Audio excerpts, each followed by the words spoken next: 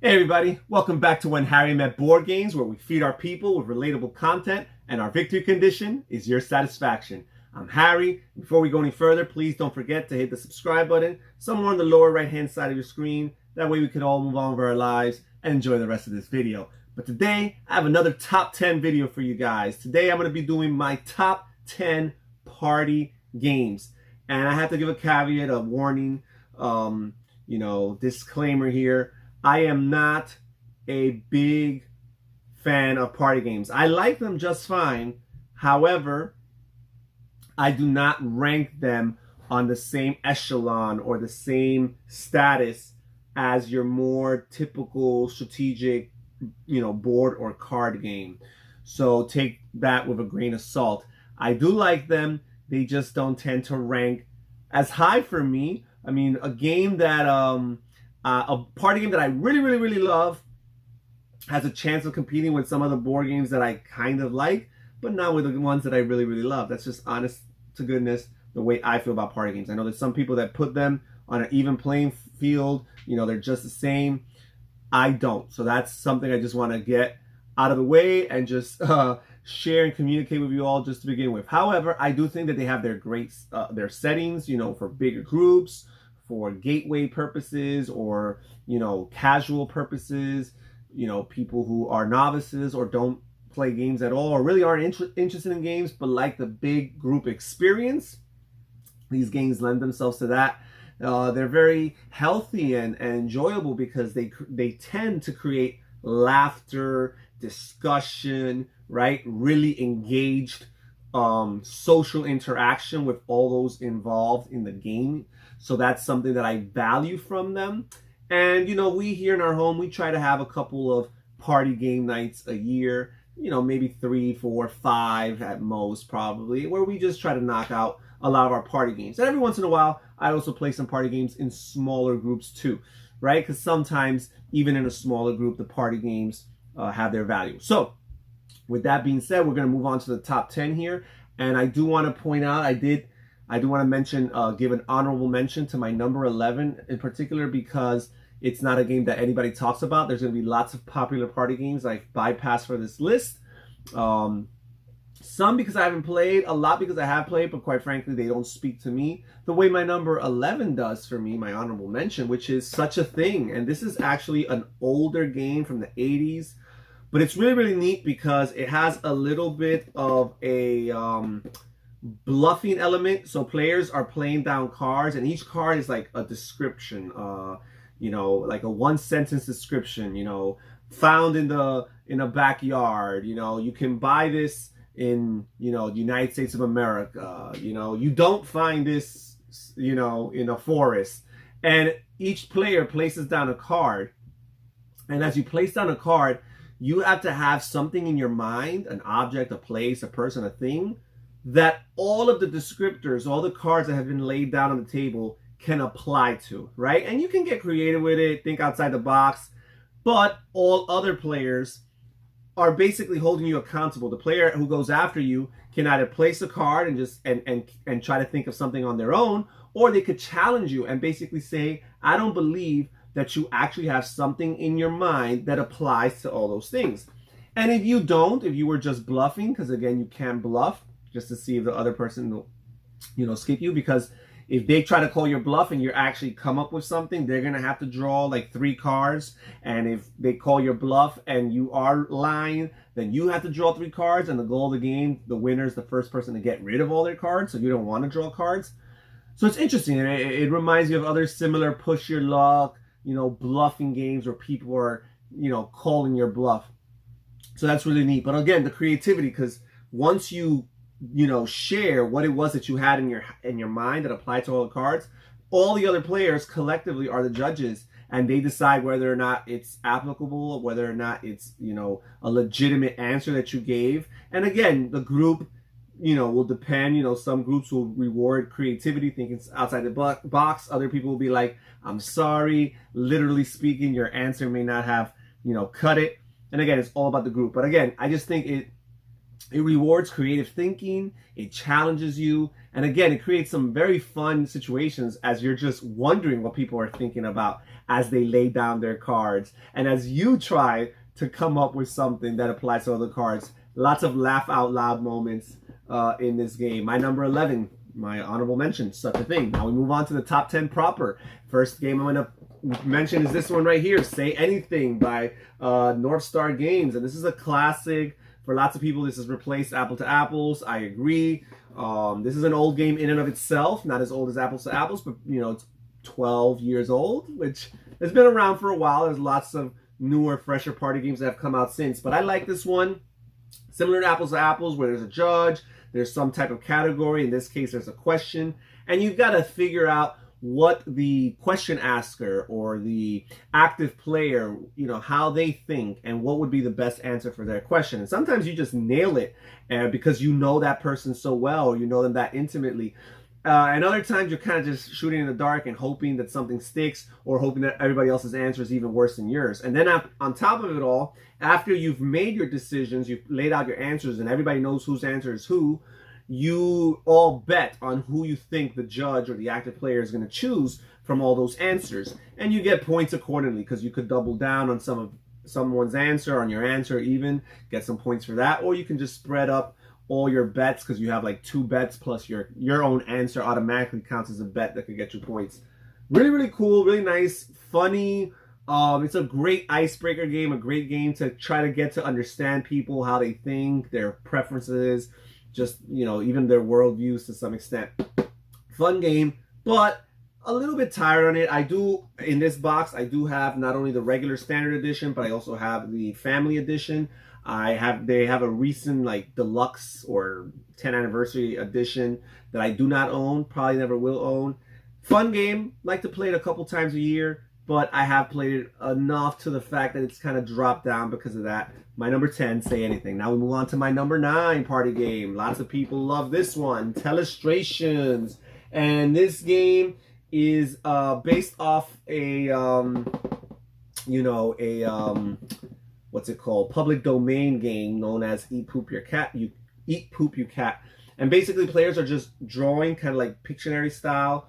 They're drawing and their pad, and there's a keyword, right? You know, cat or house or castle or whatever it is. And sometimes it's a more complex words than that. And you're drawing on a sheet on a pad, and you're passing it clockwise to the next person, who's going to look at your drawing, for example, and then on the next page, they're going to write what they think that drawing is depicting. And then they hand it to the next person, and that person's going to look at the sentence or the word that the person wrote, you know, prior to them, and they're going to try to guess or draw something that depicts that, right?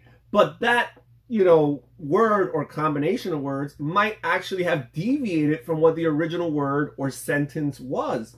And that's the crazy thing, trying to, you know, figure out what was originally in the on the card that players chose in the beginning. And this is all going simultaneously. All the players involved in the game, which could play up to 12 people, are simultaneously drawing, handing over their pen and pads to the next player clockwise, and so on and so forth. And then when it's all done, you get your pad and you kind of go through it page by page and show to everybody what's happened. This is where it started, and this is what it devolved into. I find that to be really cool, really fun. You can't get too overly competitive about this game. Some people are great drawers, some people are not. Some people are great clue givers and find ways, you know, of going roundabout ways of communicating their ideas, even though they're not the greatest artists. I'm particularly one of those people. I'm a terrible artist. But it's fun, great laughs, amazing just seeing the frustrating experiences that people go through as their original ideas and sometimes great artwork gets lost in the shuffle as everybody just, you know, deviates completely from what the original ideas were. Fun game. Anybody could play. If you don't play any party game or any type of modern games, this is a game that anybody from any generation could play and enjoy. My number 9, Telestrations. Now we move on to my number 8 party game of all time. And that's a very new one. Spiel des Jahres winner, Just One. And this one's really cool because it's a clue-giving word game, but it is a cooperative game where all players are on the same team. Most party games have everybody's for themselves, dynamic, or it's a team versus team or team versus several teams dynamic. This is a game where there is no opponent. Everybody is working together against the game, so to speak. And basically, you're just trying to outdo your high score. That's really it. There is no winning or losing. It's just how well you do and subsequent games trying to do even better than previously. So basically, the active player here draws a card, and that card has like 5 words on it. You choose a number, and that will determine which is your word, but the active player does not see it. They have it, in front of them, and only the other players can see it. And they're all writing, right, on their easels, and they're writing here, and they're all trying to write a clue, and then they're going to reveal their easels. And based on when everybody reveals, before the active player actually takes a look and takes a gander, they all look and compare with each other, because if any 2 players have the same word or practically the same word, those cancel out and they're eliminated from the clues that are available for the active player, which is terrible, right? So you would go through that. So you want to be unique. Sometimes you might take a gamble and you might try to be obvious because you might think that everybody else is trying to be unique, so you might be able to get away with it, but you never know. And the bigger the group is, in a way, the harder it is, because you would think that the bigger groups, it's like, well, more clues for the guesser, right? No, the bigger the group, the more likely that 2 people or even more will coincide with the same clue or practically the same clue, and then they get canceled out. And then after all that has been taken care of, and we're left with what, the dust has settled, and we're left with what's still available and what's still, legal, then the active player would open their eyes or look and see what's left from the clues. And based off the clues, they would try to guess one shot at it, try to guess the word that was on the card.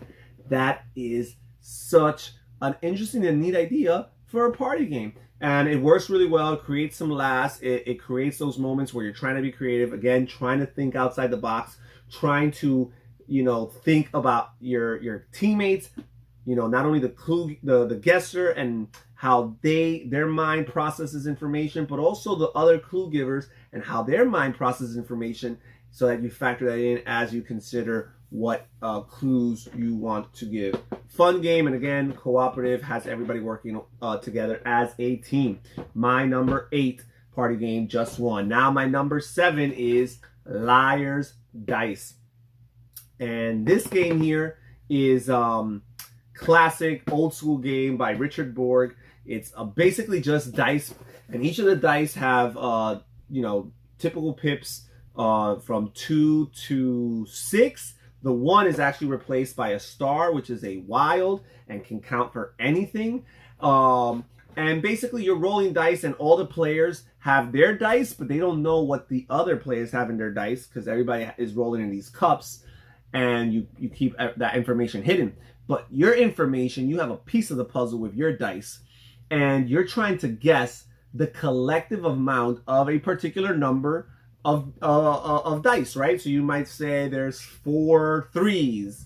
The next person might say there's 5 3s, and the next person might say there's 6 3s, right? And you have 2 choices on your turn. You either call the bluff of the person before you, or you try to raise the ante and increase the amounts of dice that are there. You can rotate clockwise, and you could either keep the same quantity of dice but increase the number of pips on the die, or you can increase the amount of dice that show the given pip that people are currently working with, or you can just rotate it to the next spot on the clock that shows stars, the wilds, how many wilds are in the game.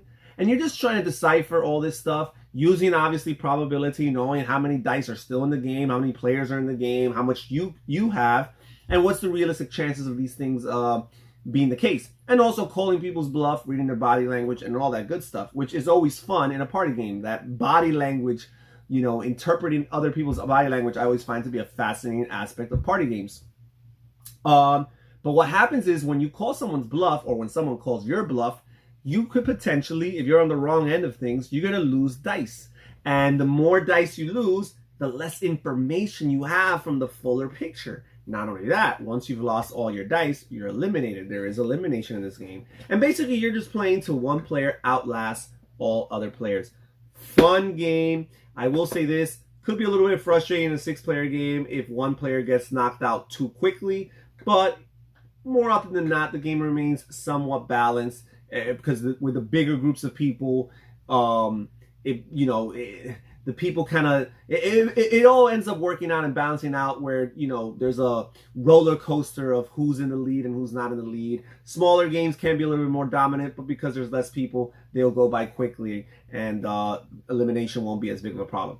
But that's my number 7 party game of all time, Liar's Dice. And now we will move on to my number 6 board game of all time, and that is Balderdash. And this is another older classic party game. Sometimes, the oldies but goodies are the way to go. This game has been revised in the 90s. It had the Beyond Balderdash version that was added to the original game, which was just words. It added movie titles and all these other things.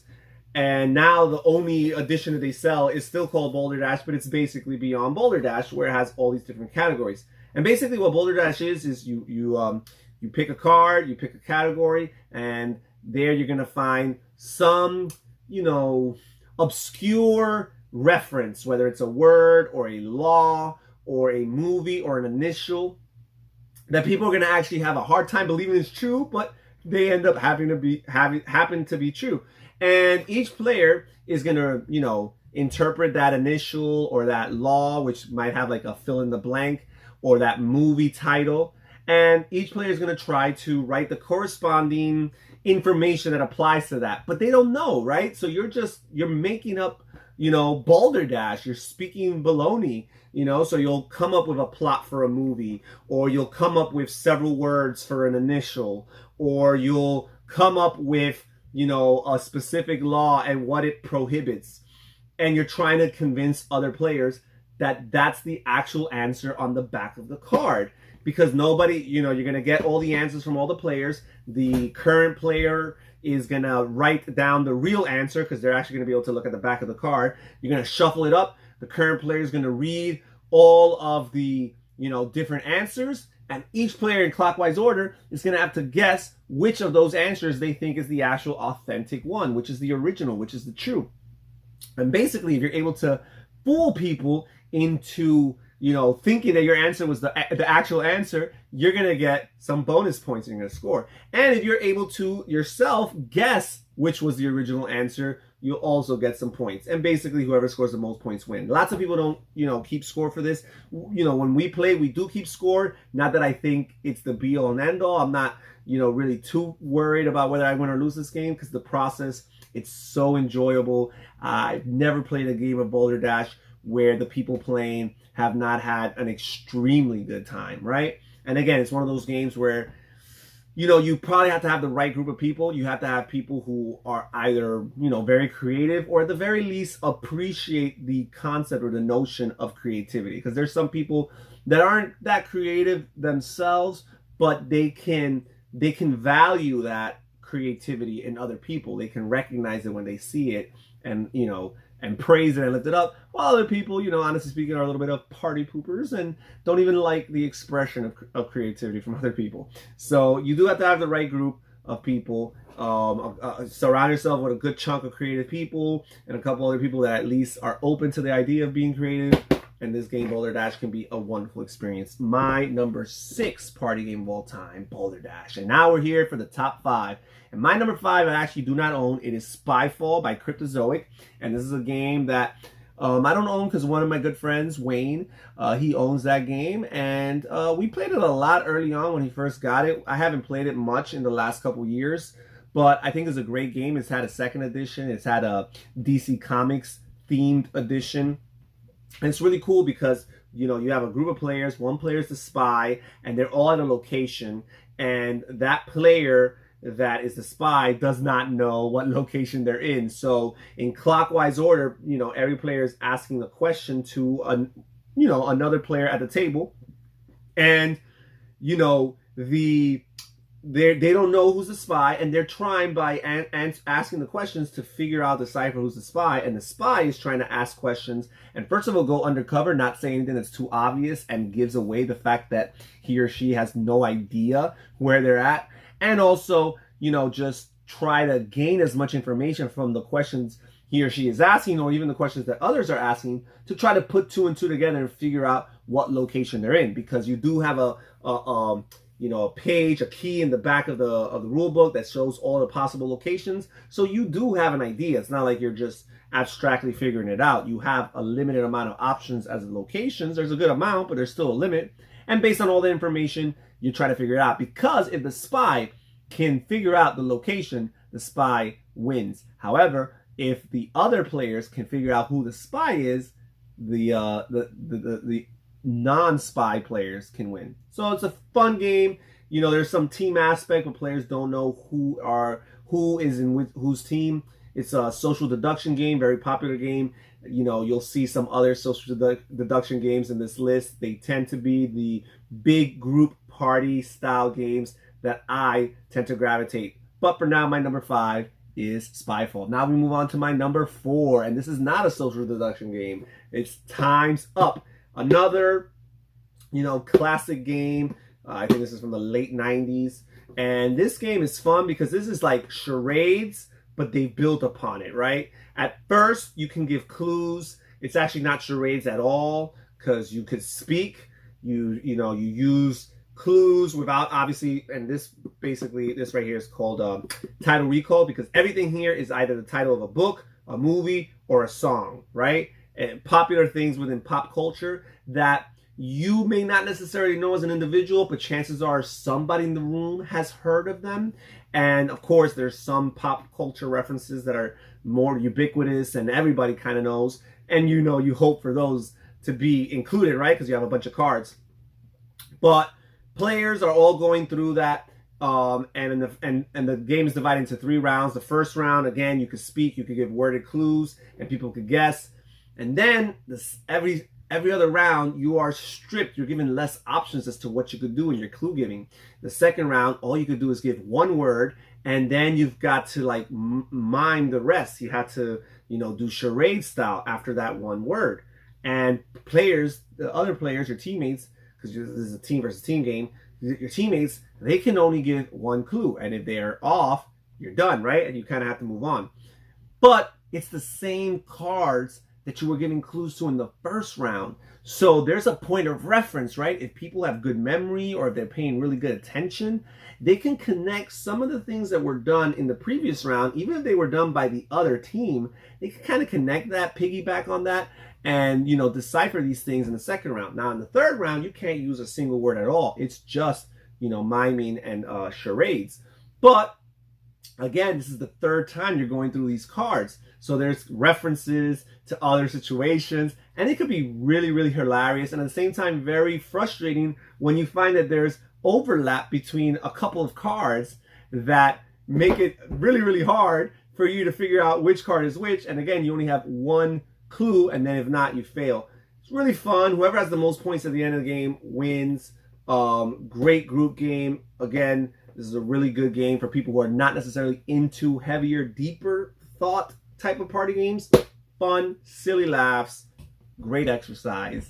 Time's Up, my number 4 party game of all time. Now we move on to my number 3, and this one is Secret Hitler. And this one here is it's a little bit of a controversial game. It might have actually ranked higher if not for that. I don't like the title. I don't like the idea thematically per se, but I do enjoy the structure and the concept of this game, mechanically speaking.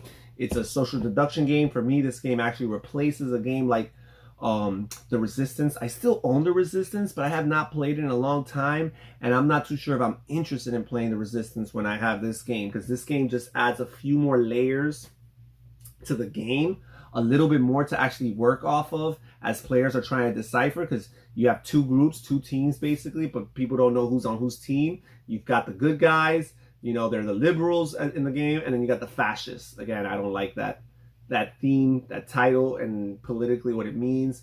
But basically you got your good guys versus your bad guys, and you're trying to figure out who's your good guy, who's your bad guy. And each, the bad guy team has a leader, and they don't even know who their leader is, or they might know who their leader is. I think they don't know. I think the leader of the bad guy team, the Hitler as the game refers to it, doesn't know who his teammates are, but the teammates do know who the bad guy, the lead bad guy is. And they're trying to get him to be voted as chancellor, right? Because you have a president each round, you have a president and you have a chancellor, and they're passing, different policies and so on and so forth.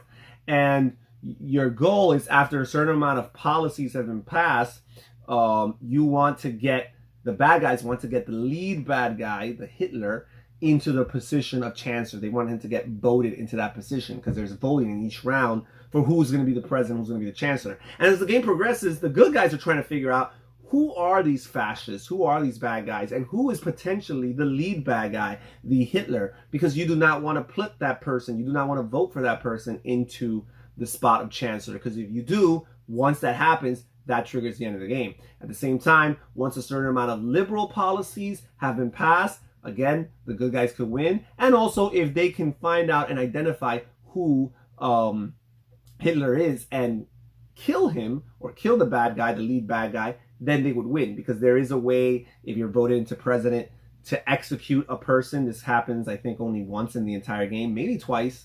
I don't remember too well.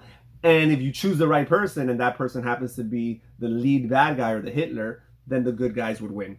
Fun, cool game. It's always very energy driven. When we play this game, everybody's very into it, very excited, creates lots of laughs, lots of accusation going on, as most typical social deduction games goes. But it's so intense. And again, always fun and enjoyable, memorable experiences. My number 3 party game of all time, Secret Hitler. Now we move on to my number 2, and that is Wits and Wagers. Classic, again, by North Star Games. We had to say anything earlier. This is their, flagship game, the game that basically got the company its start. This is not a Trivial Pursuit killer. It's a trivia game where all the answers are numerical, which is great because players can always throw out something even if they're wrong, and totally wrong, totally off, as opposed to something that's just more information based.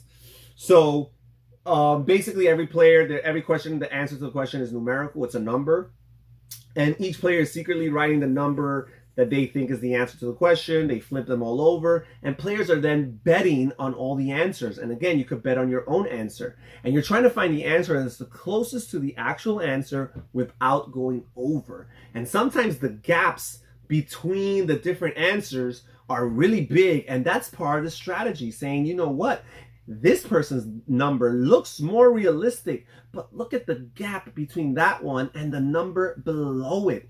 Maybe it's worthwhile betting on that number, because even if it's any of those numbers between those two numbers, you would win if that is the right answer.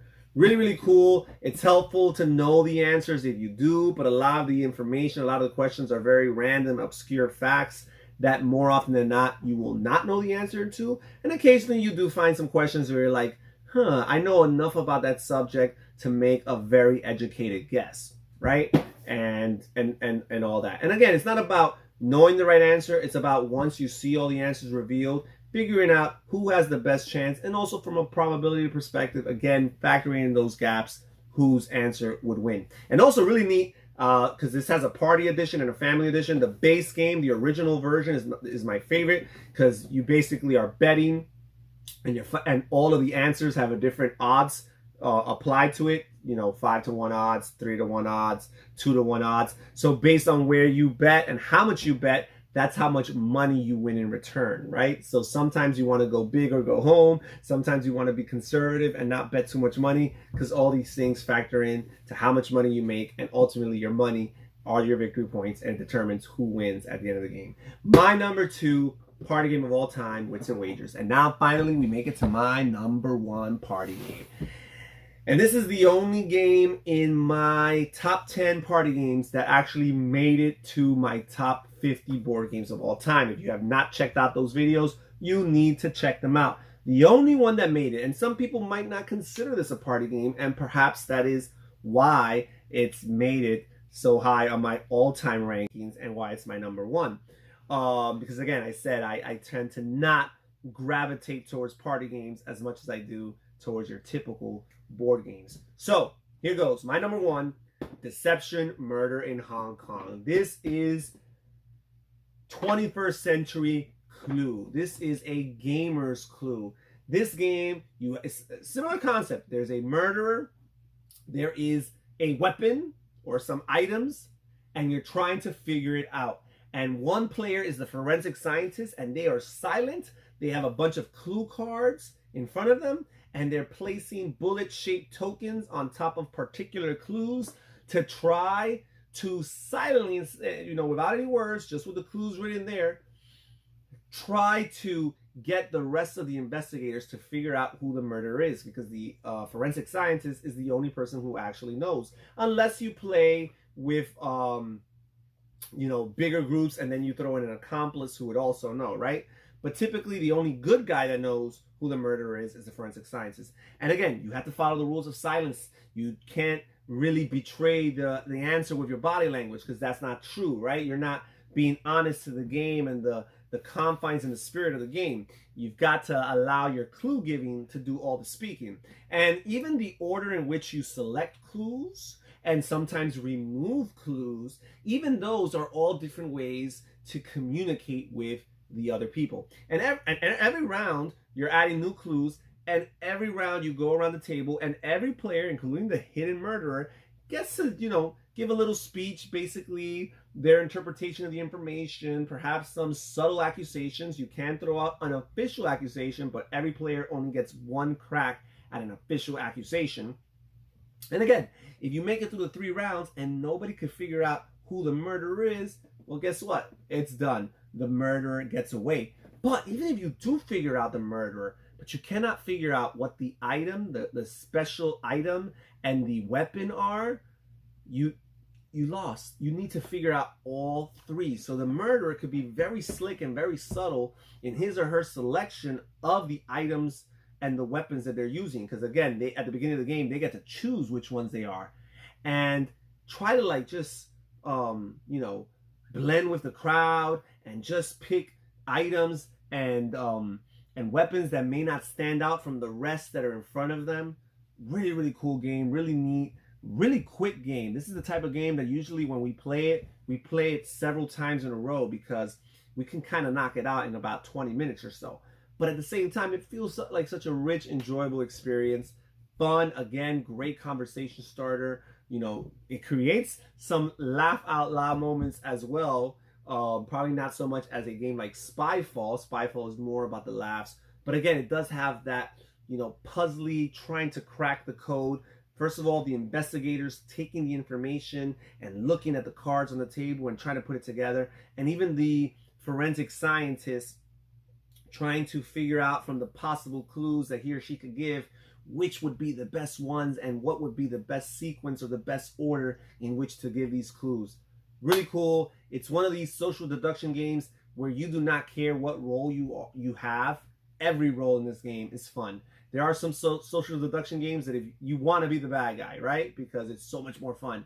In this game, I do find that being the investigator and especially being the forensic scientist are amazingly enjoyable experiences. And that's it. My number 1 party game of all time, Deception Murder in Hong Kong. These are my top 10 party games. Thank you guys so much for watching. Please subscribe, as I mentioned earlier. Hit the like button. Comment down below. Tell me what your favorite party games are. Did I miss any? Do you disagree with some of my games or with the fact that I categorize them as party games? I'm interested in hearing your opinion or reading it in the comments down below. Well, that's it for today. Thank you so much for joining us here at When Harry Met Board Games. I am Harry. You guys all take care. Stay safe. Have fun gaming, and I'll catch you next time. Bye-bye.